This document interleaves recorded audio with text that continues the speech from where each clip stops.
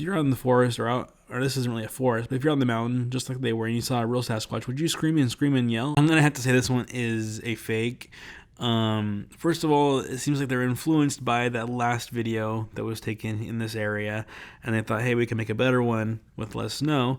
Also, everything about this video seems to be maybe giving them opportunities to signal their friend to do certain actions. For example, when you first see it, it's kind of moving down the mountain. Then he moves the camera up in the air, and I don't know if he did some hand signals or whatever, but then they're screaming at it, and right when they're screaming at it, it stops, right? If you normally if you scream at an animal, what does it do? It usually runs away and hides. It doesn't just stand there. So, I mean, that kind of maybe was a signal to stop. I'm going to do some zoom ins here.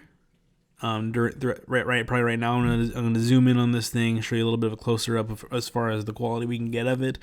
But I'm not convinced that this is a real Bigfoot. Why is there a Bigfoot up there in the mountains instead of down near a river or a lake where most sightings have occurred, where there's access to some kind of a water source? So I could be wrong there, but from what I can see, this creature does not look abnormally huge. I know it's kind of far away, but there's nothing really to measure it against, so it's kind of hard to tell.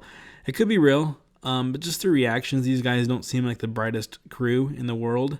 Yeah, ask, is it a Bigfoot way too many times? What is that too many times? Over and over and over again throughout the entire video. I don't think it's a legitimate reaction that you would have. I mean, just think about it. If you're out in the forest or this isn't really a forest, but if you're on the mountain, just like they were, and you saw a real Sasquatch, would you scream and yell? I would probably stay quiet and observe it, try to get, some better camera footage, and not try to scare it away or draw attention to yourself, because you know what? Bigfoots might be scary. We don't know yet.